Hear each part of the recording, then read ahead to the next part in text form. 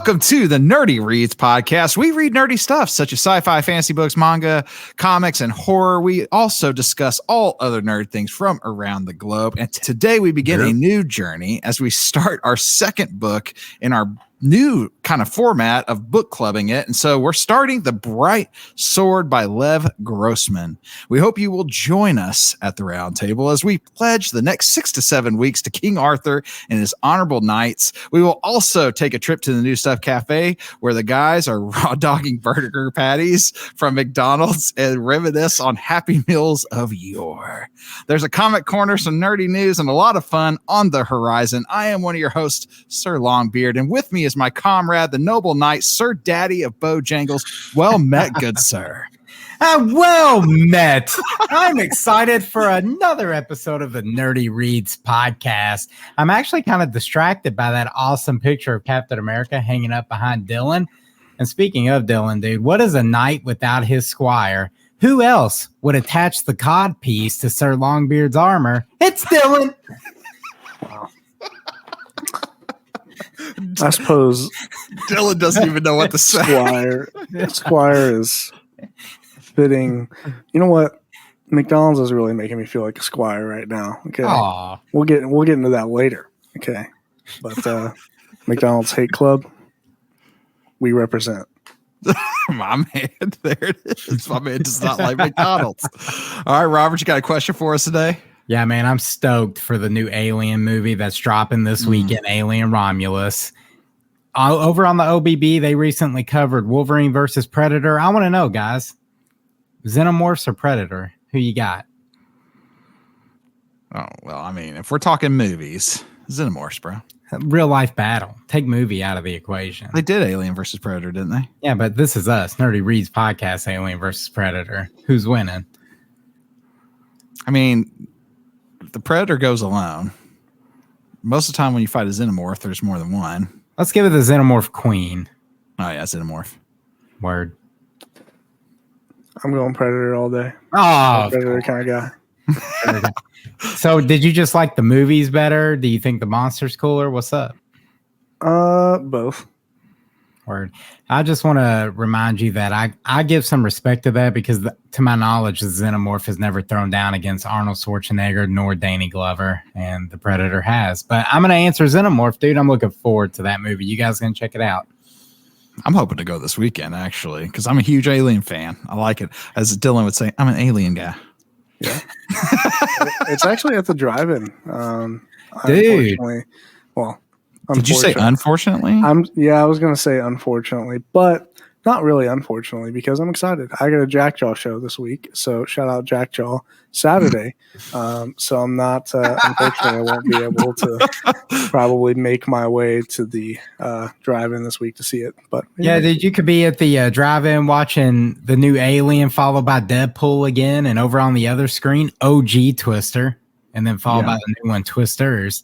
But instead, dude, you're going to be, working a job you signed up for. Responsible. Hey, it's all right. Getting your jaw jacked. Getting your yes. Hey, and for those of you who don't know, that's Watson, bro. That's our boy Waddy. He plays bass. Go watch him shred at the bass. All right. All right, boys. It's time for Comic Corner. Hey, this week's Comic Corner is sponsored by the boys over at the Optic Blast broadcast. And before I get into this week's comic, I just want to say, while they're a part of this hipster goblin family, I am a legit fan of what those dudes are doing. They just dropped an episode this past Tuesday, I believe. Yes, Tuesday. So go check them out. They're talking about Superman over there. So this week's Comic Corner, we are talking Aliens versus Avengers in honor of the new Aliens movie dropping this week. We thought it would be appropriate. Here's the cool thing. Most of our comic corners that we have done, and you guys know this, or even the Manga Madnesses, they spotlight something that has already dropped or maybe something that's been dropped further back in the past. And this one is actually not out yet. It is coming out August 28th. So you can be a part of the intro hype to this new little storyline that they're doing. So here it is. Aliens and Adventures Face Off. It's an all led to this xenomorphs aliens and Avengers face off. It's all due to this xenomorphs have reached Earth. The perfect organism meets a planet of superhumans who will be the first to fall.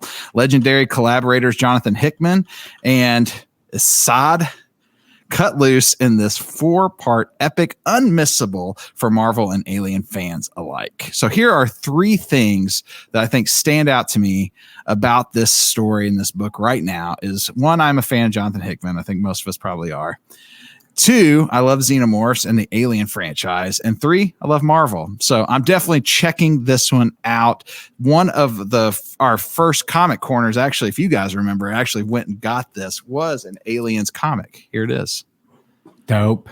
And the cool thing about this comic, if you guys remember when we talked about it, there's no text in this because it's all based off the xenomorphs and they don't talk. So you just watch them go and just decimate a planet. But really looking forward to this one.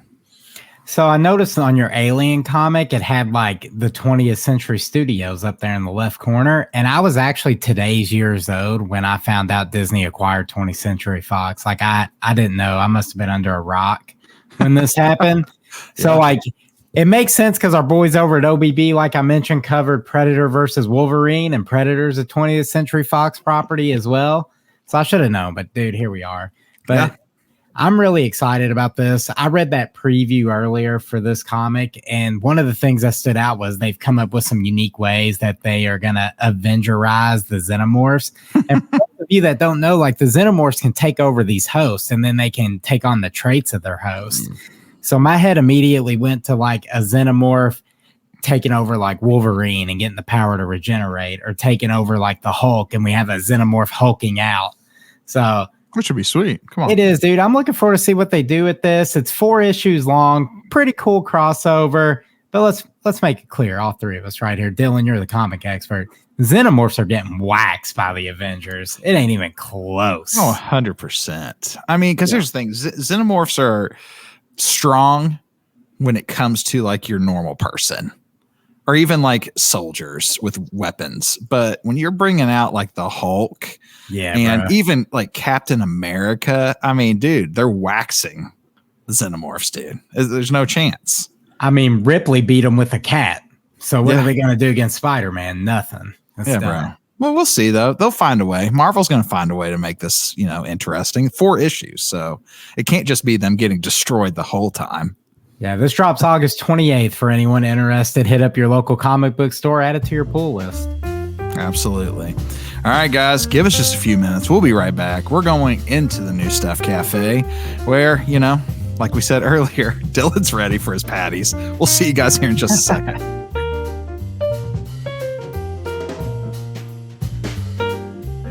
I can't wait to hop in here and watch Dylan raw dog his meat patties.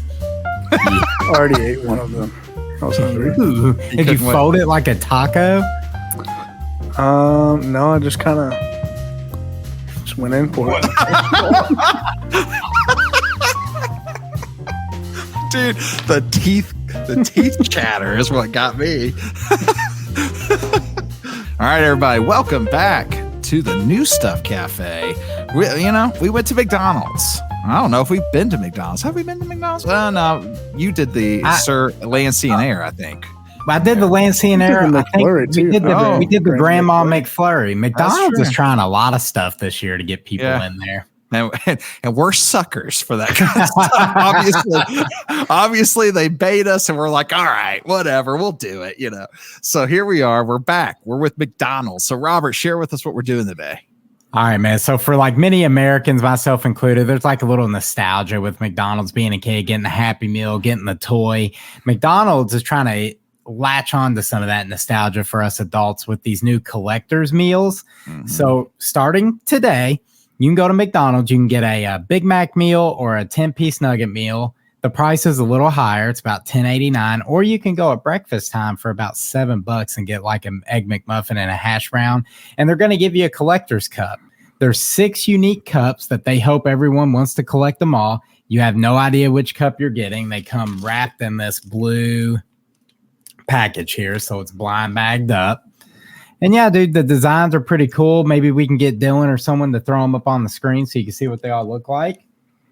And that's what we have today. Now, we don't really have a food item. I have one thing. I have the anime nugget sauce, the black garlic Jujutsu Kaisen sauce. Here, put that close to the camera, bro, so we can see what this looks like.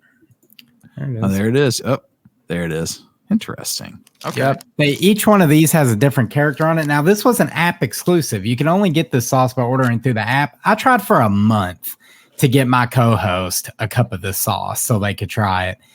It's been sold out everywhere. My McDonald's, you can't even get it anymore. The only reason I have this one is because my wife went out of town for a couple of days and she brought me one back from a foreign McDonald's elsewhere. Nice. So I'm going to try this, dip some nuggets in it, of course, while we check out what cups we got. Dylan, what about you, man? Did you get some food? Ooh. Listen. This sauce is weird. I got the Minions Oh, nice. and Shrek. Oh, you got Shrek? Oh, you won. And I got Must the be Jurassic. nice. Oh, I got Jurassic Park too. Oh, yeah, you won, dude. That's the best cup. Is it? Must Next be to nice. the Happy Meal toy cup. That one's really good. Yeah. You know what I think is hilarious is I think when we first talked about this, for one, the cup is fairly small. But it's also plastic, and I don't know why, but I thought we were getting glasses. And it's funny because, you know, when we were kids and you would collect things that were like, you know, this kind of stuff you would get, and they were all glass. Yeah, When we were kids and all of it was breakable. And now they're selling us these as adults when we can handle glassware without breaking it. And it's plastic. So there you go. I put it up on the screen here. You used to be able to get like these Batman Forever glasses, these glass mugs. I have those. Yeah, dude. I would go see Batman Forever in the drive-in local to us, and my parents would go to McDonald's and we get these glasses. Yeah. And now we got these little chintzy plastic cups. Yeah, bro. We couldn't handle those Batman glasses back when we were kids. We're all breaking that stuff. And now they're giving us plastic. So Dude, Hey, bro, why don't you just be grateful you got something, huh? Why don't you just be grateful you got something? Dylan, go Start ahead and tell us why your name is McD's Hate Club. Go ahead and share with us what's going on. I ventured all the way out to my local McDonald's, Mhm. and if you watched the last episode of the Nerdy Reads podcast, you know I'm on a journey of a carnivorous diet. Okay, so I pull up to my local McDonald's. I order. The first thing I ask, I'm like, hey, listen, I want one of these collector's cups. Do I have to get the Big Mac, or do I have to get nuggets with it? She says yes. The lady at the drive-in thing, or drive-through. She says, yeah. I'm like, okay, give me a Big Mac. Just the patties and cheese. Just the patties and cheese. But I'm hungry, okay? I say, okay, also throw in there 2 more cheeseburgers. Just the patties and cheese. Okay, cool. I get up to the window. I pay, like a good Samaritan. And then I get to the next window. Bro hands me the bag. He says, hey, the fries are hot. And I'm like, bro, don't you worry. I'm not even going to eat the fries anyway. And I was like, but I appreciate you. He's like, all right, have a nice day. And I leave. I look in the bag. No cup. I would have went back through. No cup. Okay. Dylan. That is why I am the chairman of the board of the McDonald's Hate Club. Okay. And then to add it all on top of the little cherry, I get home. My patties have bread on them. They have buns. No. My patties have buns, bro. I said, no buns, just the patties and cheese. Dylan, I got 2 cups. I don't even have cheese on this because guess what? It's all in the bun. I got the Must be nice. Must be nice. Hey, bro, go grab you a Kraft single. Bro, that's the saddest meal I've seen in a while, man. My man's just eating a salty patty over there. Yeah. I got the Hello Kitty and the Snoopy glass. Nice. And then I got the TY Beanie Baby glass. Oh, there you go. I remember Beanie Babies were huge in the 90s. We did, I think on our Surge of Nostalgia episode, we mentioned Beanie Babies. As far as this black garlic sauce goes, first off, they missed an opportunity with this to call it like the Black Flash sauce, something Jujutsu Kaisen related. Second, I thought it was going to be black. It's not. It's like a reddish thing, and it kind of looks like sweet and sour sauce. So I expected it to be sweet. It's weird, but I actually like it. It's a shame I can't ever get it again. But it's fine, dude. Yeah. And Jujutsu Kaisen's a great anime. Check it out. Yeah, bro. All right. So, in honor of our trip down memory lane and talking about all things McDonald's, I thought it would be kind of fun for us to venture into this. This is actually something from, what is this? Let me pull up the website. Mashed. Awesome. So mashed.com, if you guys have heard of that, this is their deal. So we're going to talk about the most popular Happy Meal toy the year you were born. So I asked Dylan, because he was the only one I was a little concerned about when he was born. Dylan, go ahead and share with everybody just how youthful you are. Wow. Huh? I was born in the year 2001. Yeah. So me and Robert are a couple old geezers over here. So we're going to go through and talk about the most popular toys when we were born. So from 1979 to early 80s, the popular toy was Star Trek. Star Trek Happy Meals. Look at this chintzy little Cleon. Hey, dude, that chintzy little Klingon is better than what they're giving now. Look what came in my Happy Meal that I got for this experiment, bro. I got some cards, some Panini Family Base. I thought they were going to be like actual trading cards. They're stickers. There's Damian Lillard. Yeah, I'll take that action figure over these little cards they gave me. I'm sure. I'll take anything over nothing. I feel like Dylan's going to be salty this whole show. All right, so here's the one that's closest to me. 1983. Ooh. Hot Wheels, which I remember these. I actually still have that little bird holding onto the wheel right there at number 9. So Hot Wheels and Barbie were two toys that like would continuously come back. Cause I remember in my youth, Hot Wheels were a big one. I used to have like the long dragster with the McDonald's logo on it. Yeah. All right, let's keep it moving. Robert, when were you born again? 86, man. Okay. This next one's you. I remember these too. 1984 to 86, the Lego Super Travelers. Dude, that's like a legit toy. That thing would cost $10 at Target today. They were just giving those away for free. I mean, this is like a legitimate little helicopter. It comes with its own little Lego man. So it's awesome. And it looks like you can actually shoot things. I remember this thing though. I don't remember. I think I had this, but man, this is cool. Okay. So we're seeing that back in the day, Lego Happy Meal toys were pretty legit. 1987, they had the changeables. If you guys remember these. I know. I remember these. I remember this was at every yard sale you would go to for like until 1995, I bet. Yeah, they would do a different iteration of them too. They would come out with different ones. Yeah. Throughout the years. I love those things. Yeah, these things are cool. Okay. Go ahead. This is what we were waiting for, baby. We're the Nugget Buddies. McNugget buddies for all of our listeners born in 1988 to 1990. We had the McNugget Buddies, which are terrifying. Let's be honest. Look at those eyes on almost all of them. I know, hey, dude. Used to dress them up in their Halloween costumes, man. Look at that pumpkin. Look at the ghost. Look at Dracula up there. The McNugget Buddies. All right, let's keep it moving. Here we go. Robert mentioned it earlier. 1991 to 94, we had the Barbie minis. So, I don't remember this, but there they are. Robert was probably collecting all these. Well, you could get Hot Wheels or Barbies back in the day. They gave you the option. Oh, here we go. 95. These. 1995, the Mighty Morphin Power Rangers. Now, look at these. These are legit looking toys right here.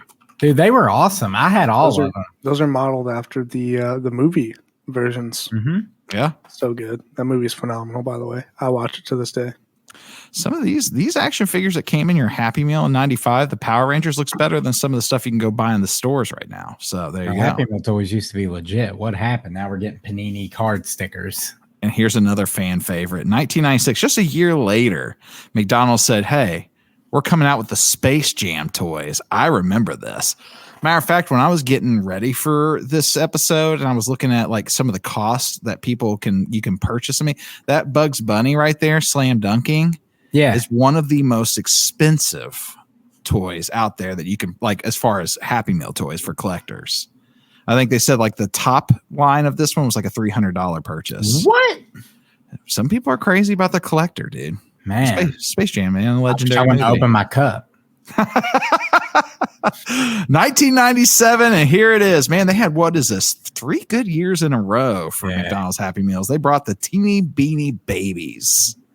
Yeah, I had a lot of these things, dude. Not even just the McDonald's ones, but going to like the store and buying them from like wherever. What was it? Sam Goody used to sell them in the mall. You a Beanie Baby collector, bro? Dude, I was back in the day. I liked some Beanie Babies when I was a kid. Oh, who can forget? Tamagotchi keychains in 98. Bro, we have like, what is that? 5 straight years of banger toys coming out of these Happy Meals. Yeah, but I don't. So Dylan don't know nothing about this, Dylan. We ain't even you aren't even alive yet when all this is like, going what's on. A Tamagotchi, guys?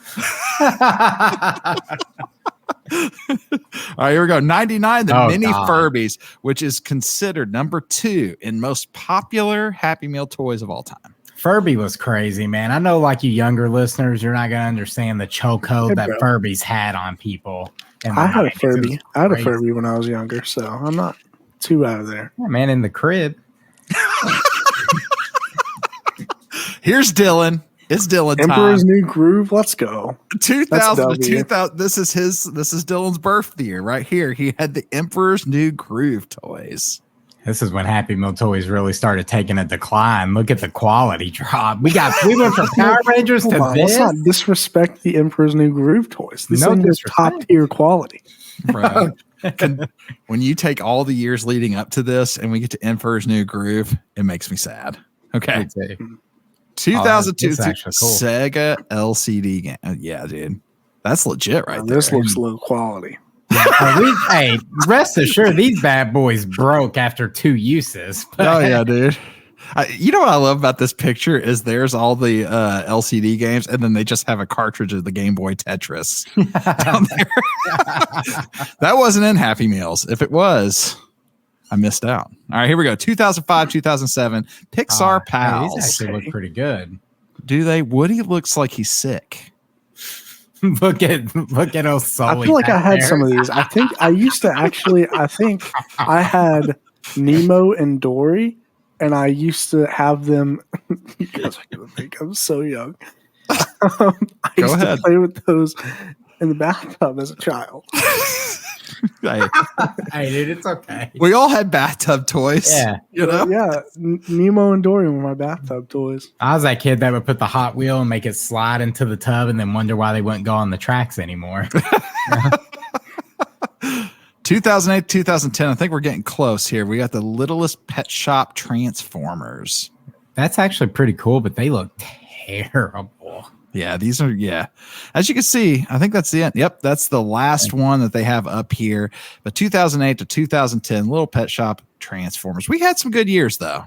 Yeah, the McNugget buddies represent Power Rangers. That was a little like trip down memory lane right there, dude. Yeah, it was. Every now and again on this show, we like to take a trip into the nostalgia. We also learned that Dylan had bathtub toys of little Dory and Nemo. So there you go. Was it Burger King? Like I was expecting to see the Mario Happy Meal toys. I thought Mario was definitely McDonald's. What year was Mario? Where was the representation of Mario on that, dude? It was like Super Mario Brothers 3, if I remember. Yeah, Mashed. Come on, Mashed. I don't even know this site. So they just had pictures, and I was like, we like pictures.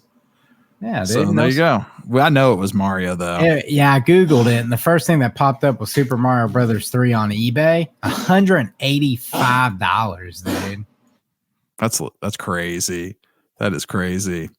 All right, guys. Well, you know what? We'll do a little research. We'll figure out where the Mario it comes from or what year those were as McDonald's toys, because I'm interested in that. But hopefully you guys had fun and you guys had something that spurred a memory of your childhood getting some Happy Meals. So give us just a few minutes. We are getting ready to start the brand new book club book, The Bright Sword. This is part 1. Give us just a moment. We'll be right back.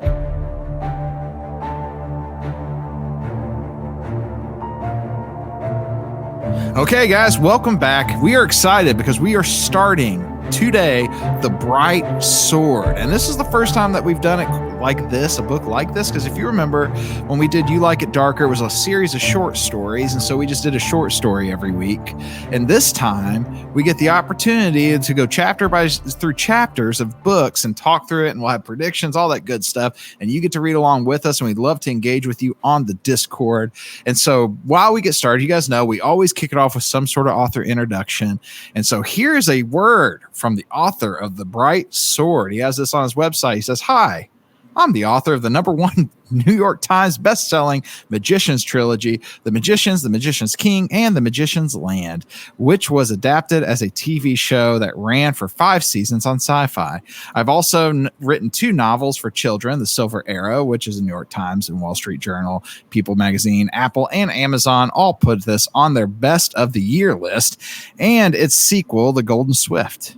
I do some journalists and screenwriting too. I grew up in Lexington, Massachusetts, the son of 2 English professors. My twin brother, Austin, is a writer and game designer. And my oldest sister, Sheba, is an artist. Sometimes I live in Brooklyn, New York, other times in Sydney, Australia, where my wife is from. I have 3 kids and a somehow steadily increasing number of cats." Dude, that seems to be a common theme with writers. They're all cat people. And so that is the author, Lev Grossman, who wrote that up there. So, Robert, give us the rundown on The Bright Sword. A gifted young knight named Colum, did I say that name right, Justin? You sure did. There we go. Arrives at Camelot to compete for a spot on the round table, only to find out he's too late. The king died 2 weeks ago at the Battle of Camlin, leaving no heir, and only a handful of knights of the round table survive. And they aren't the heroes of legend. You're not going to find Lancelot or Sir Gawain. They're the oddballs of the round table from the edges of the stories, like Sir Palomedes, I hope I said that right, the Saracen knight, and Sir Dagonet, Arthur's fool, who was knighted as a joke. They're joined by Nimue, who was Merlin's apprentice until she turned on him and buried him under a hill. Together, this ragtag fellowship will set out to rebuild Camelot in a world that has lost its balance. Hey, this one here is tagged fantasy, retellings, mythology, historical fantasy, science fiction fantasy, and magic. So like that little quick synopsis I gave actually gave you more of what this story's about than the first 7 chapters. You're not wrong, dude. You're not wrong. But before we dive in, I have one important question to ask. I know what you're asking. I'm ready. Let's hear it. Dylan, did you read this book? Come on, Dylan. Listen.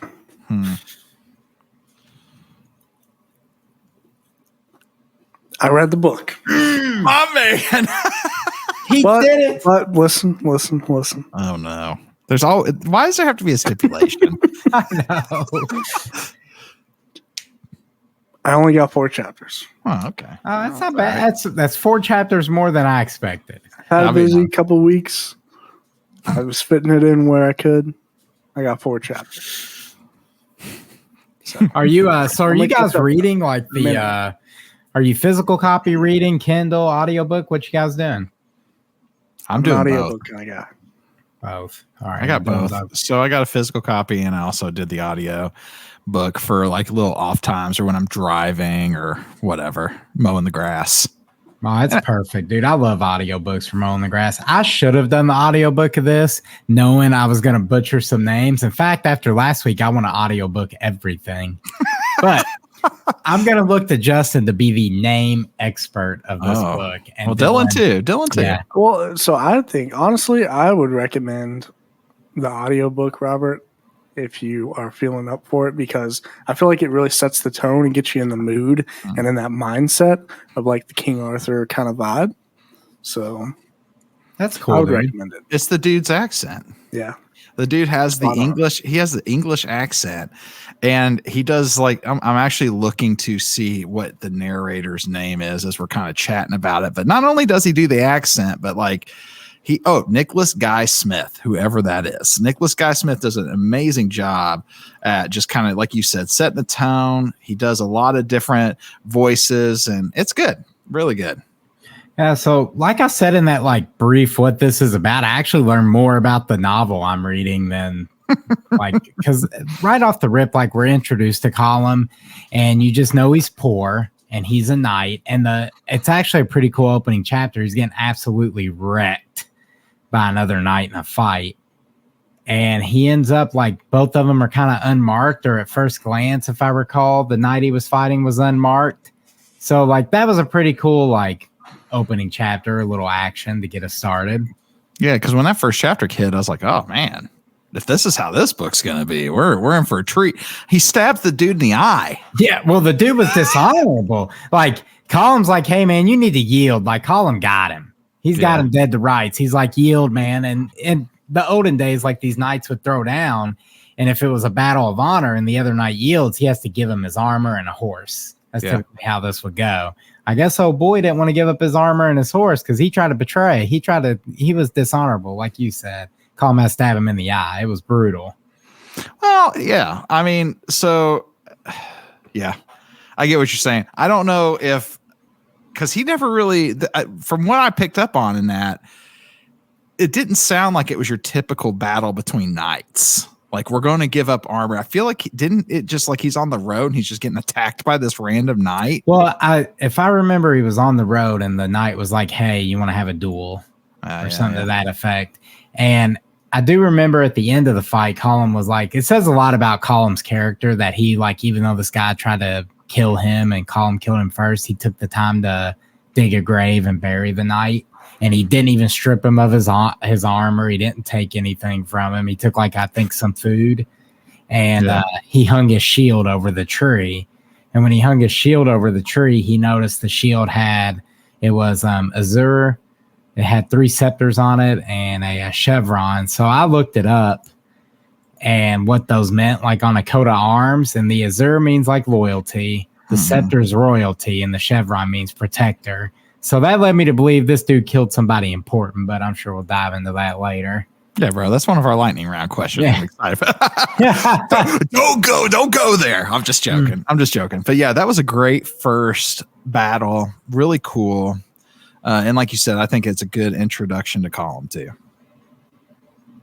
Dylan, how'd you feel about it, bro? How'd you feel like, so as overall, just kind of thinking about the story and where you're at in the 4 chapters, is it a story that's engaging to you? Are you enjoying it so far? Yeah, for sure. I definitely am enjoying it, and I think it is engaging. I struggle with getting into books, so I feel like once I kind of get over this hump, I'll get more into it as we kind of go.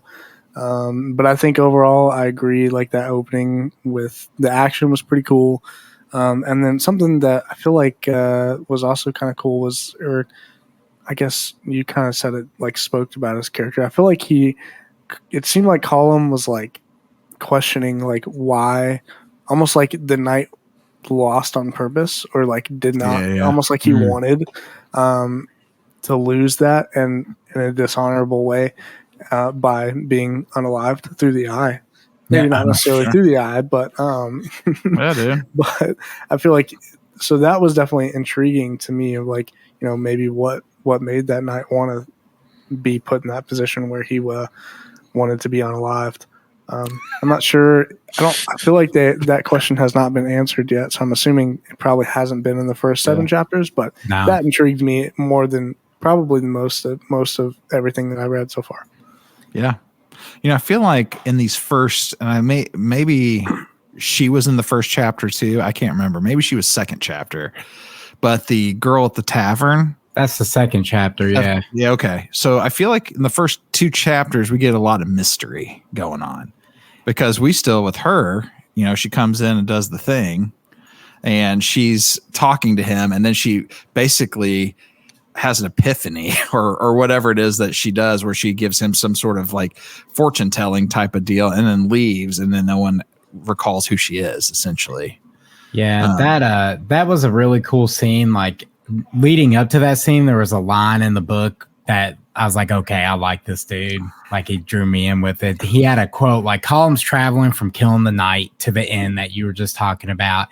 And there's a line in there that said like, Colum is like, you know, adventures are exciting when you're retelling them to people, but they're boring when you're in the middle of them. Oh yeah. Yeah. He's just traveling across this dull countryside on his way to Camelot. Yeah. And that was cool. The lady you mentioned, that prophecy, she said the sword's in the sea and the last ship has sailed. Yeah. Is what she told him. And then he was like, well, what does that mean? She goes, you'll know it when you get there. Essentially, like, see ya. Yeah. She's like, bye, Colum. And he's like, I didn't tell her my name. Yeah. And he takes off running out of the inn after her. And then he's like standing in a fairy circle of mushrooms. Yeah.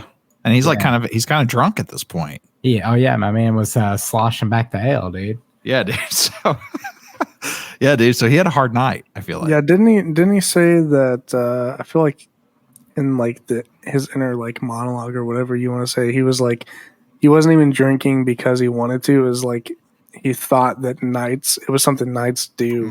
Yeah, I think it said in a line, it said he called for the ale because he thought it was something a knight would do or something like that. Yeah.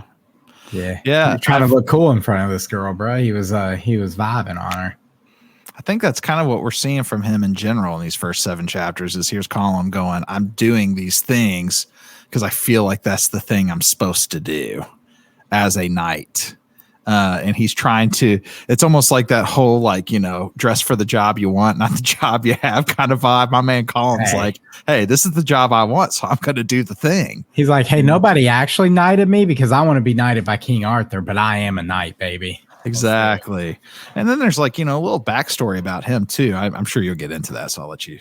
Yeah, dude, that was, the backstory's bleak, dude. Like the first couple chapters, like, yeah, you got a knight getting stabbed in the eye, but there's like little bits of humor. Like he ran into that drunken knight in the end, and there's just this giant drunk oaf like talking to Colum, and like there's little stuff like that. So far, it's kind of lighthearted a little bit, but then you go into the backstory of Colum, and he was bastard born. His stepfather sent him off to live with like the Lord of the Lands to train to become a knight, but instead he ended up a servant. And then I won't even go into it because we try to be like family friendly here, but a lot of dark, depressing stuff happened to this dude.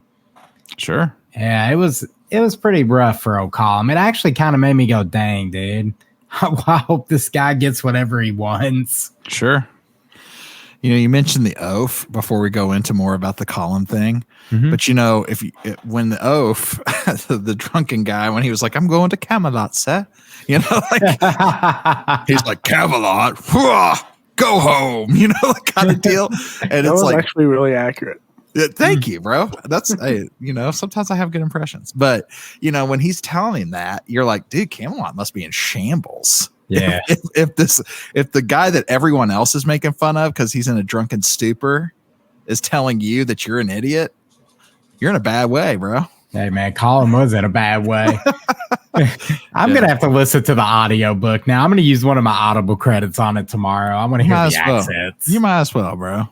Yeah, dude. So like Colum goes through like a pretty depressing youth, and as he grows up in this castle, he starts like just wailing on everyone, dude. He's training with the marshal. The marshal's kind of helping him, and he's like beating the lord of the castle's sons in duels. He's getting jumped 3-on-1, winning the fights. Like it's pretty cool. But then eventually, the lord of the castle like finds a business venture where he no longer needs Colum's money. So he lets him go early. And on his way out, Colum's like, well, you know what, dude? I need some armor if I'm going to be a knight. So he steals that armor and off to the real world he goes. Yep. He makes his way to Camelot. And I thought it was pretty cool learning like how Colum got his armor. And I never would have guessed like this dude who wants to be a knight and that's what he wants to live by. But he kind of got to start as a thief.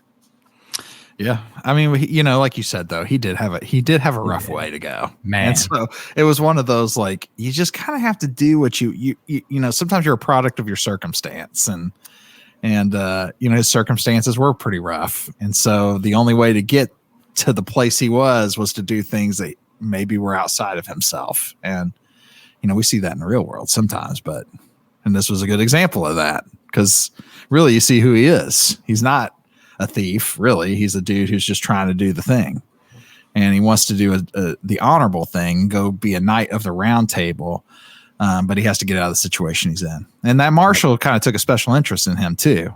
And when that dude was, shipping out, he had to do what he had to do. Exactly. I really enjoyed it. We're getting to like where we're gonna be caught up with Dylan part of the discussion, but like he arrives in Camelot. And it's everything he thought it would be. Like, he describes everything in great detail. He made it sound pretty epic. I felt like I was there reading it. Like, I could picture it in my head perfectly. It was really good, but it kind of turned into like that classic tale, like never meet your heroes type deal. Oh yeah, 100%.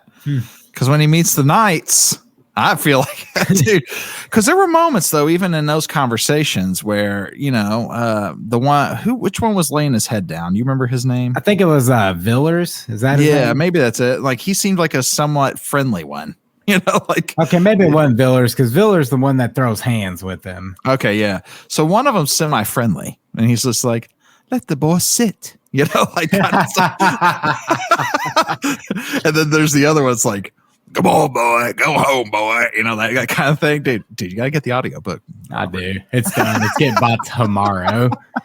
But yeah, it's like, it's a very mixed signal-y type of deal. And there's moments where he's in the conversation and moments where he's just kind of sitting outside of it and getting to witness these dudes live the life that they're leading at the moment, which you said it's just a mess.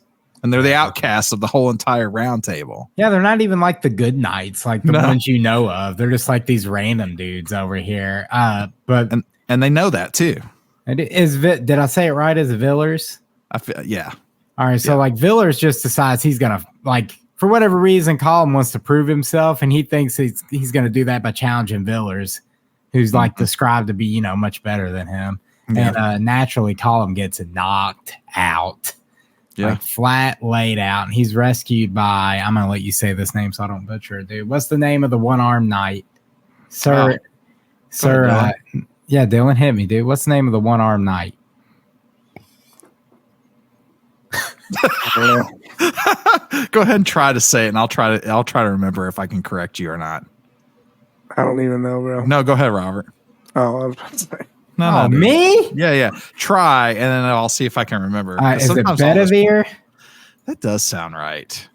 Bedivere. Yeah, I think so. Is it Bedivere? If not, it's close enough. All right, dude. So this one-armed knight like kind of stops Villers from stomping Column's head, and like Bedivere shows up, and Villers is like curb stomping Column, and he's like, "Hold on, dude, what are you doing? Back it up. Let's stop." And that's where, like, you know, Sir Bedivere ended up being that town drunk from the earlier chapter who told Colin not to even go to Camelot. And then he kind of introduces like the remaining knights from there, and he lets Colin know, like, dude, you're not going to find King Arthur here. King Arthur's dead, and he died at the Battle of Camlin. This is like an interesting twist to the original Arthurian legend, because Bedivere and Arthur are the only two knights that like survived that battle. So I'm curious to see how it plays out from here, like where we go anyway. Right. Yeah, I thought, you know, even the twist of what happened between, you know, Arthur and Lancelot was nice. And actually, dude, I'll be honest, I really like the back and forth stuff. Like, I like that. And Dylan, I don't know if you're there yet. I can't remember exactly what. Oh, like the time jumps. Yeah, where you go and yeah. So there's time jumps where you go and you see a glimpse of Arthur and some of those moments, and then it comes back to Colin, but you kind of get a little bit of both. And I feel like that's I love that dynamic that kind of gives you the backstory without it being told secondhand. You're just there and you're like, this is what happened, you know? And I really dig that. Yeah, I did too. So we had the Colin backstory, and then you get like Bedivere's backstory, and his is actually spread out like over a couple chapters. Yeah. And you find out like he grew up with one arm. He was born that way, and he ended up being skilled with the Warhammer because of his size. And I think one of the earliest things was like they talked about how Arthur pulled the sword from the stone, like the classic story, and Bedivere happened to be there when it happened. And he wanted to, pledge his life to Arthur from that moment on. And then it turned out he was like in love with Arthur, but it was like an egregious sin. He couldn't love Arthur, but he promised he would always defend him. So it was like actually cool to dive into that character some more. He's probably the character we've seen the most developed, really. Oh, through 7 chapters, easily. And I remember I thought it was kind of cool when they were talking about the arm part, and they were saying, I can't remember if it was his grandpa or his father or who said it, but they said, hey, you have two hands. You have one that does good and one that does evil. And basically God took your evil hand away so you would always just do good. Yeah. Kind of deal. And there's a ton of backstory on him. Like even you were mentioning the in love part with Arthur, and how, he was like, if I can't reveal my feelings for him, then I'll just know his secrets or whatever the case may be. Cause he starts to dig into more about Arthur in that story. So you even get more Arthur backstory through his story. Cause a lot of his story is just built around just, his care for Arthur and how he wants to protect Arthur. It's just really well done. I did like the scene where they were on the hunt and him and Arthur's back and forth in there. And then like Arthur's about to kill this deer, but somebody else kills it first as like a red knight or something. And Arthur just turns around. And he's like, Bedivere, we're in an adventure. Like that's the time. That's what's up, dude. Like I want more of that. And then like it quickly cut away from that scene. I was like, I hope we get back to it. Yeah. Like I dig that, dude. It's awesome. And I think Arthur, like that's a good example. I think that Arthur is exactly what we picture King Arthur being, because they mentioned the Saxons being this ruthless, brutal pagan race or pagan whatever people, and who would kill people for just the most ridiculous things, and they would do it and like torture people in terrible ways. Like how far can you walk across, these hot steel and all these different things. And Arthur's like, yeah, we're not doing that. And so he wanted to make a common law, and he wanted people to treat people fairly. And those are things I think that we all think about when we think about Arthur, of all the legends that we read and hear about him in all stories, as Arthur tends to be that Captain America kind of vibe, where he's like, I want everything to be fair, and I'm fighting for good, and I want my knights to be honorable. Like I even like that little scene where they're talking about how the Knights of the Round Table came to be, because, you have all these knights and they're all over the world, and, you're using them to fight battles. But then when there's not battles, you just have all these soldiers everywhere. And they talk about how soldiers get bored. So when soldiers get bored, they start bullying people in the towns. And so, he wanted to start this prestigious group of Knights of the Round Table who would come together. And so everyone wants to be a part of that. And they would go out on all these adventures and do knightly things like doing good for a town or doing it. And they would show back up at the round table and tell stories of their adventures together and all that kind of stuff. It's just also, I think it's really cool. Personally. I do too. This book is 100% my jam. Like I'm glad this is our book club book right now. Yeah. 100%. I'm looking forward to diving more in. Something to note, like when you were talking about his pagan roots, like Bedivere went to the town Arthur was originally from and kind of dug into it a little bit. And then we also saw like the jealousy side of Bedivere a little bit when Arthur married Guinevere, and he's he doesn't really love her. He's marrying her for political and financial gain. Yeah. So it's like a very look at this jealous dude. He's relax. He said she's not even curvy or whatever. Yeah. Well, that's what he's saying. Like basically she was just very plain or whatever. Like she's not ugly, but she just doesn't have the curve. I don't know. Yeah. I remember what was said, but I thought that was kind of funny. Yeah. All right, man. Overall, man, so far so good. It is, dude. So the last chapter we read was a pretty cool one, bro. Like it was probably a pretty good spot to end on for our first discussion. Like we come back to the present day, Column gets all that information. Like this is all that's left of the Knights of the Round Table. Arthur's dead, killed by his own son, Mordred. Arthur left the castle to besiege Lancelot, who was with Guinevere, and he was accused of sleeping with his wife, so he went to go get revenge for that. And while gone, his son told everyone Arthur was dead and took the castle and half the kingdom for himself. So my man comes back to try and throw hands, and him and his son ended up killing each other in the brawl. And allegedly, Lancelot's still out there somewhere. They suspect he is. They suspect it, yeah.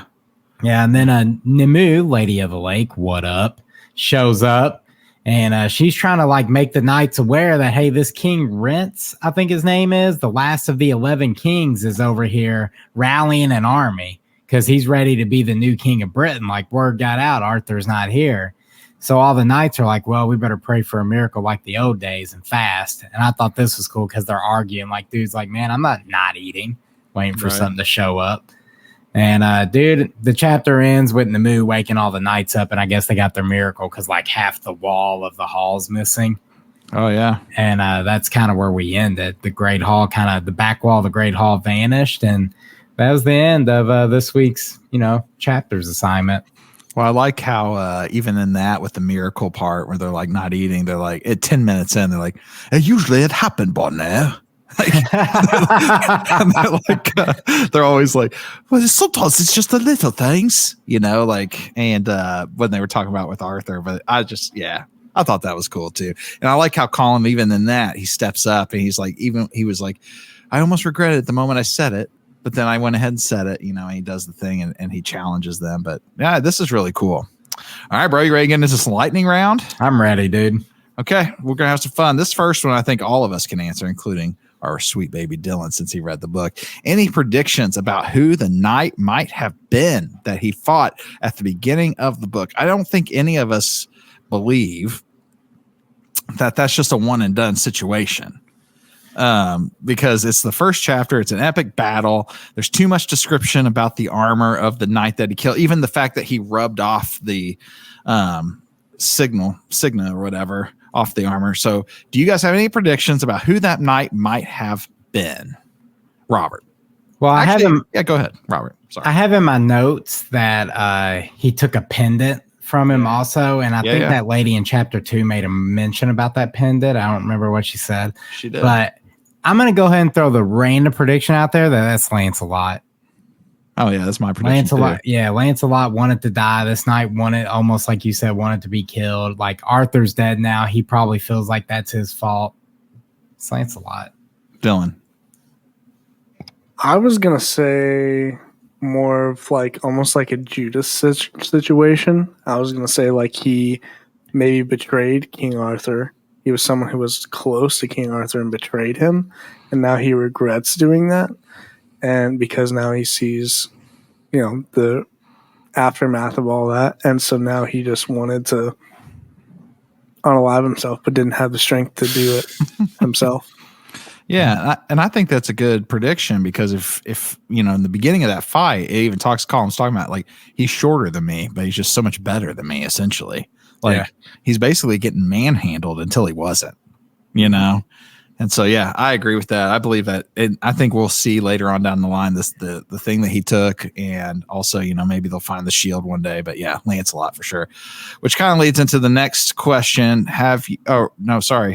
Which I was going to say, do you believe Lancelot is dead? And if we all I do now. We all think that he's dead. What about King Arthur? Do you guys think King Arthur's dead? Oh, yeah, dude. He got ran through with the spear, man. Yeah. You remember when he ran his son through with the spear. His son cut his head off, right? Yeah. And you remember when the knights were like, I don't understand why King Arthur would fight with a spear, like when he had Excalibur at his side. So, yeah. What if? Go ahead. What if King Arthur is actually alive? It was just someone else standing in his place pretending to be him, and that's the person that died. He lost King Arthur. A little Padme Amidala kind of situation there. He lost Excalibur in the middle of the fight, so he grabbed the spear because it was the closest weapon to him. Okay. He did. Maybe. I mean, maybe not, though. All right, here we go. Where's Merlin? He's in a hill somewhere. I know. I didn't know that. The description told me where Merlin was. I'm sure we'll find out about that hill at some point. All right. So I think it's safe to say, so Colin went to the round table. He was stoked about it. He believed and anticipated that it was going to be a certain way. It ended up not being. So let me ask you all this question. Have you ever had a moment like Colin had at the round table where you were super stoked to get to a place and start something that was not quite what you expected? Dylan. I feel like a lot of things in life are that way. Like McDonald's today. Yeah, like McDonald's. Exactly like McDonald's, actually. Yeah, exactly like McDonald's. Because I was gonna say, I went in with low expectations, But I did go in with low expectations, but they just like went even lower than I thought possible. So, yeah. McDonald's failed you. Robert? When I got a job at GameStop as a teenager, I'll be brief. Like, I just was happy to have my foot in the video game industry at that time. It was cool talking to the customers that were gamers, but the business, the micromanaging and the business side of it, like, hey, you need to get these sales quotas. Hey, you need to get these reserves. Hey, you need to sell these gaming magazines. I don't care that grandma's buying a sucker. You need to try and sell her this magazine subscription. Really hated that part of it. So like that kind of, I was like super excited to start that job, and then it just was not what I thought it was going to be at all. Yeah, that's a good one. You know, I was going to use GameStop, but since you did, I won't. I'll go with my number 2, which is getting my first apartment. Oh, dude, nice. I was excited about getting an apartment. I was like, this is going to be awesome. And then I didn't realize how much money I had to pay for all that. Yeah. Surprise. So much money. All right, boys. So you guys know we always have to end this with the last 3 words for this one. So great first week. Really cool 7 chapters. What are your 3 words? Dylan, for 4 chapters, what do you got for us? I didn't even think about this part. King Arthur rules. We'll take it. Robert? Let's see. I can't think of 3 words to get out what I want to say, so I'm just going to say Arthur is dead. Oh, man. I was going to say Lancelot is dead. So there you go. There it is. We're morbid here on the Nerdy Reads podcast. Colin's imposter syndrome. There you go. Ooh, there you go. Everyone's dead. All right, guys. Check it out.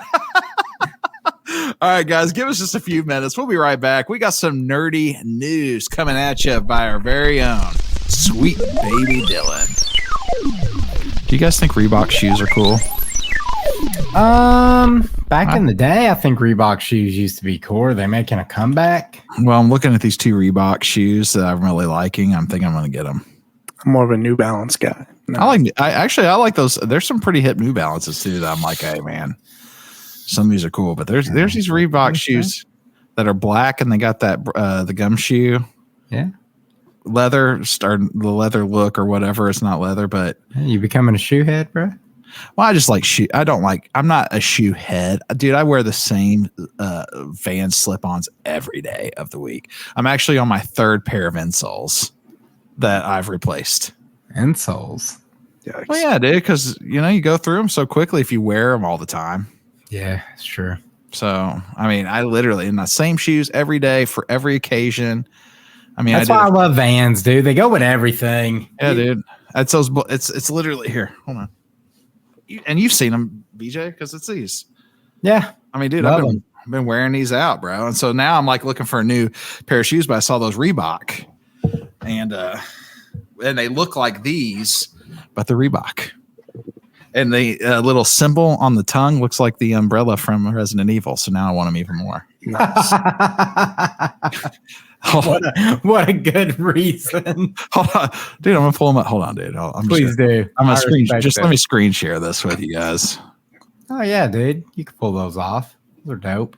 Yeah, dude. Check it out. And then look at the tongue. See it? Look. Does that not look like? It does look like the umbrella logo. I remember like 2 years ago, I was like, man, I used to love Chuck Taylors when I was in high school. I'm getting a pair of Chucks, and I bought some black Chucks. 3 days later, I was done with them. Yeah, bro. Most uncomfortable shoe of all time. Yep. Yeah. Anyway, enough about Justin's shoes. It's time for nerdy news. Every time we tune into an episode of the Nerdy Reads podcast, you can expect some of the latest and greatest news from across the Nerdverse. And today, it pains me to bring this up, but it had to be done in the name of the X-Men.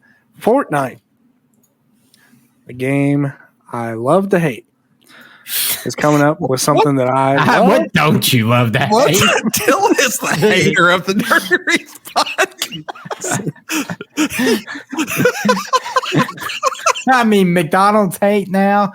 McDonald's loves you. You love them back. This is one mess up. I don't love McDonald's. Anyway, so Fortnite is supposed to be releasing an update here soon, and it is going to be featuring some really cool characters from the X-Men 97 series, which is a show that we covered on this show before, as well as the Optic Blast broadcast extensively over there. So if you haven't checked those episodes out, go check them out. But they're coming out with some characters, Colossus, Jubilee, and of course the man, the myth, the legend, Cyclops. And I'm assuming the other characters they may end up releasing, but these are like the three big ones that they're going to be releasing. But speaking of Fortnite, if you did not know, Disney is doing like this huge crossover deal thing that they got going on. So you're going to be seeing a lot of Disney characters, a lot of Marvel characters, a lot of Pixar characters, Star Wars characters, all in Fortnite, and kicking off that deal here. They're actually not only adding these, but in a future update, even further down the line, they're going to be adding Doctor Doom himself. And the way, so some pictures leaked, and I thought this was something that was super cool. But some pictures leaked online, and we see this right here. And this right here is Doctor Doom's throne, and it is literally the thing made into a throne. That's cool. That's pretty hard right there, dude. Yeah. I have a question. Like, of the X-Men 97 roster, that's who we get. Like, I get Cyclops. I get Jubilee. Well, Wolverine's already on there right now because of the Deadpool Wolverine movie. Jubilee was a big character. Colossus? Was he in it? Was he on Genosha? I don't even remember. Here's the thing. Of course they're going Colossus because of Deadpool. And everybody's a Colossus fan now.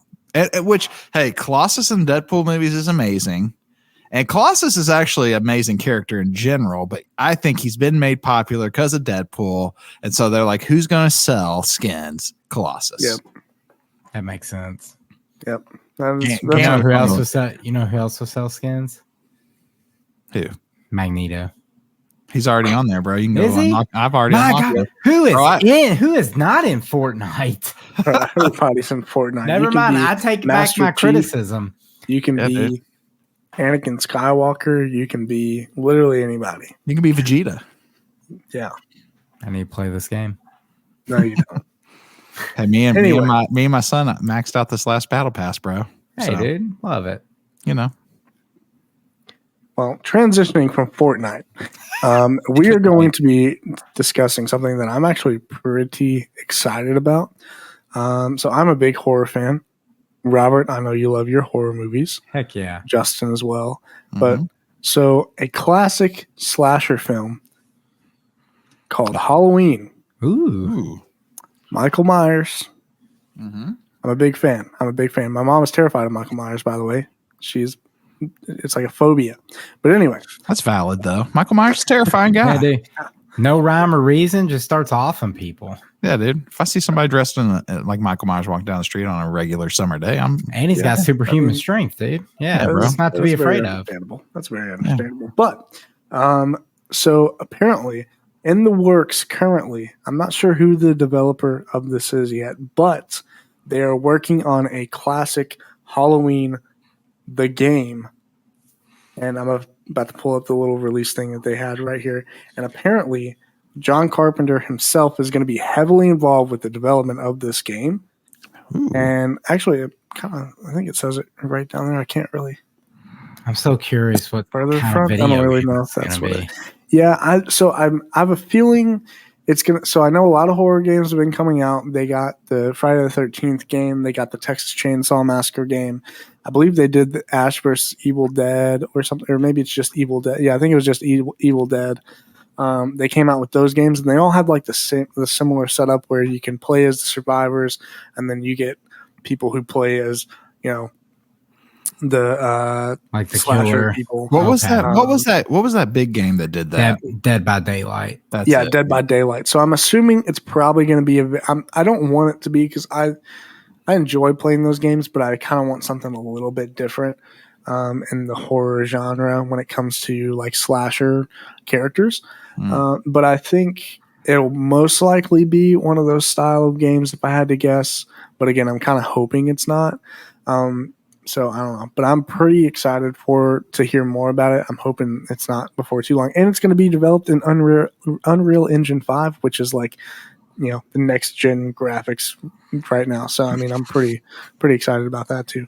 I think this would be really cool if it was like done like a Resident Evil 3 Nemesis style game where you're like actually in Haddonfield on Halloween and then like you're trick-or-treating or something with your kids and like Michael Myers breaks out and he's like the Nemesis. He's just showing up and you got to like evade him, survival horror style. That would be different. I'd be okay with it. But I think it is probably going to be like Dead by Daylight. Before you told me it was Unreal Engine 5, I was thinking, what were those games that they did for Left 4 Dead? That were dude, not Left 4 Dead, but Walking Dead, the Telltales. Oh yeah. I was like, something like a choose your own adventure, and you could end up dead in a shower. I like that too. If you do the wrong thing, I feel like this would be really good for like. Have you guys heard of or played the Dark Pictures anthology series? I played Until Dawn. Oh, Until Dawn. Okay. Until Dawn, and I played the Quarry? The Quarry. Yeah, same studio, I believe. Those games are phenomenal. I think a Michael Myers game, something like that, would be sick. Yeah, that'd be cool. But also, in addition to the Halloween game, they're also kicking it kind of old school and releasing, I forget what it's called. Hold on. I'm about to pull it up here real quick, though. But they're going to be releasing this so it's by Boss Team Games and Retro Realms. They're doing an Ash versus Evil Dead and Halloween throwback pixel horror game or something like that. I guess you can kind of call it, and you can kind of see it here. This is what it's going to be looking like a little bit. It's basically like your classic retro video game style. Where you go around playing as Michael Myers, and I guess you just I saw that. Cool. I saw this. I dig this. So I thought it was pretty sick. Something for you to kind of fill that Michael Myers game need until we get the new Halloween upcoming game, hopefully soon. But I am a huge fan of these retro style reimagined 16-bit looking games. Yeah. For sure. Love this kind of stuff. Love the direction. Love the look. I mean, this look is timeless anyway. I mean, people still go back and play Super Nintendo games all the time, So yeah, I think this looks cool.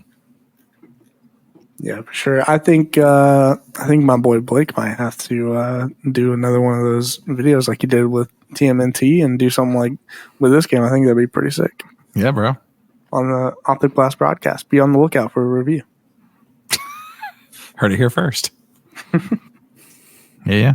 But yeah, that's pretty much all I got for nerdy news. Those are just some mostly video game stuff, but things that I'm kind of excited for. That you know what we didn't have? What we didn't have? Siding, bro. Siding? Oh, bro. Oh no, it's a Nerdy Reads first. This is a Nerdy Reads fumble. Hold on. Guys. This isn't a complete fumble. This is not a complete fumble, okay? Let's bring it back. I got in contact with my boy Robert a little earlier in the week. I sent out a text. I said, hey y'all. Hey, bros. Briz, Nerdy Briz. I said, yo, have I done this on the show yet? And my boy Robert came in clutch. He said, no, you haven't. And it was this article. This crazy article about some dude getting upset with his girlfriend over a Pop-Tart, okay, and ended up going to jail with domestic violence, okay, over a Pop-Tart. I don't have the article pulled up. This is it. This ain't the siding of the week. We don't have. Off the cuff. This is off the cuff siding, okay. We don't want of the week. Or what this man did over a Pop-Tart is. Robert's like, can we? All right, boys. Robert, you know what time it is? Robert, come on. You know what time it is? It's time for what time? Woo!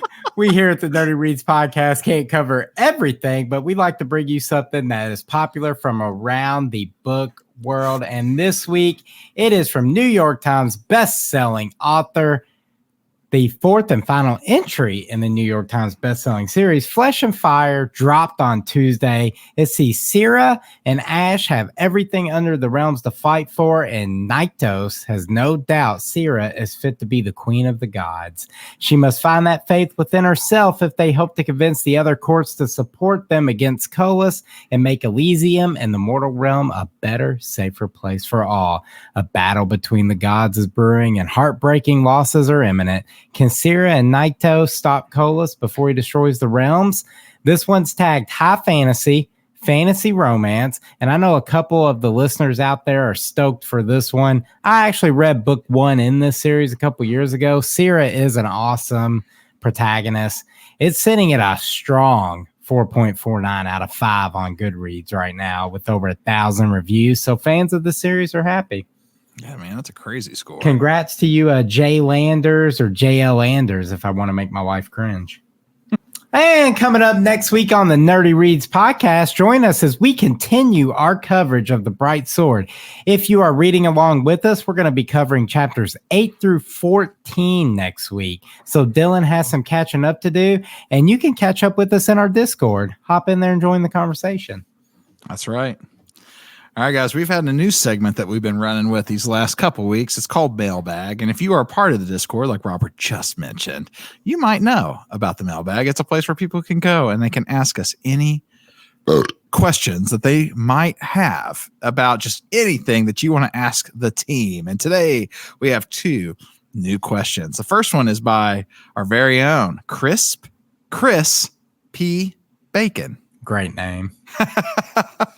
He says, broskies, who would win in a fight, Alex Terrible or Ronnie Radke? May I pull a video up here? Sorry for you audio listeners. And I'm going to answer this. First off, dude, this video. is easy. Dude, it's Alex Terrible, bro. It is. I'm going to answer that question with this Alex Terrible video. Yeah, we didn't bro. have a sighting. We didn't have a sighting of the week, but we have Alex the Terrible wrestling a bear, bruh. Yeah, bro. I don't even know what a Ronnie Radke is. I'd have to Google He sings. it. He's like that, bro. First off, bro, Dylan's over there hating on you right now, bro. That dude's soft though. I don't care. I don't know what he is. I know he ain't fighting a bear. Yeah, bro. What bands he sing for, Dylan? Ronnie Radke's been to prison, bro. And he's a real deal. And Alex is wrestling a bear, bro. That is true. Ronnie Alex Radke thinks we're falling in reverse. Yeah, dude. Falling in reverse, and they suck. So, well, I'm anyway. glad I didn't know this, bro. Alex the Terrible could bump into my wife and knock her on her ass, and I'm going to apologize to him. I ain't messing with that guy, bro. Nah, bro. He's a monster. And he takes the mic, and he hits himself over the head with it during his shows until he bleeds. So, come on, man. Alex Terrible. I'd no smoke. Alex as well. This is no contest. Alex Terrible wins that fight. Those are my favorite types of questions, though. I love the who would win in a fight. This is who he was up against, Dylan. Yeah, bro. Dude, I like that. Dude, you didn't know who he was. You looked him up. I had to look it up earlier. Look at this guy. Come on, bro. This dude's getting mopped. It's not even close. Hold on. No, what you really need to do is look up what is it? Hold on. Let me see if I can find it real quick. Dude, no. While you're looking, let's go to the next question. Rubbish. Our man Rubbish asks us, are you a Cheeto Fingers gamer or do you prefer to keep your systems clean? He asked this question, and I found out a little more information on this tonight because his kids eat Cheetos and then grab the PlayStation controllers and just get Cheeto dust all over. I told him, bro, I have kids and I have 2 designated controllers that are dad's controllers. They're mine. No one else uses them under any circumstances because I don't want their snotty little fingers on my controllers. That's you know what I mean? No Cheeto dust. First time I go to hit A to start and that A button sticks because my kid was chomping down on something slimy and nasty and like sticking his fingers in his mouth and then touching the controller. I'm upset. I'm not eating anything while I'm gaming. If I am, it's something that's not going to leave residue like ice. Exactly. And bro, go ahead, Dylan. Listen. This is who he was up against. That's him right there. Hey, There ain't no way, bro. he's trying too hard to look like Davey Havoc, bro. And I don't, and I don't like that. Okay, I don't like it at all. All right, guys, this was a fun episode of the Nerdy Reads podcast. Keep those mailbag questions coming. They could be as random as you want them to be. They could be Like book that related. one. Yeah, they could be book related, non-book related. They could be whatever you want us to talk about. We love that kind of stuff. So, You want an update on Dylan's meat bag or beef diet? bro, we got to close this episode. This episode's getting out of hand really fast. All right. So anyway, guys, today we did part 1 of The Bright Sword. We went into the New Stuff Cafe where Robert tried the garlic Jujutsu Kaisen sauce. We opened up and had reveals of which of these McDonald's plastic cups that we got, and it was a lot of fun. And we heard Dylan's story about how now he's a McD's hater. So he's in the McD's, he's a president of the McDonald's Hate Club, which no surprise there. Dylan hates everything, including Fortnite, Star Wars, Marvel, and all other things that Dylan hates on this show. But hey, you know what? We love Dylan. Dylan's one of our favorites. Listen. Go ahead. One thing I don't hate. Sure. Xbox. Listen to me defend it on the Last Call podcast over the next couple weeks. Ooh, look at this. My man's going on to Dylan's a busy guy. He's got a lot of podcasts that he does. I do. So, hey. What'd you say? My pod be casting. All right. Guys, we got a lot of things we have coming up, including, when our next chapters are. And I know Robert just talked about that, but you need to follow us and keep up with all the things. Robert, where can they find us? You can find us over on Facebook, Instagram, Goodreads, and YouTube at the Nerdy Reads Podcast. Go and hit that like and subscribe, guys. We are only 2 subscribers away from 50 on YouTube, which is huge for us. We want to hit that. I would like to see us hit 50 before next week's episode. So if you haven't already, do us that favor. Shoot over to our YouTube page and hit that subscribe button. Man, that's good. We want to hit that 50. I like that. And you guys know that we cannot end an episode, will not end an episode. Hopefully he doesn't fumble this like he did the side of the week. Hopefully we have some advice from our very own sweet baby Dylan. Hit us, bro. Listen. Oh, no. This might be the best advice that I can give you.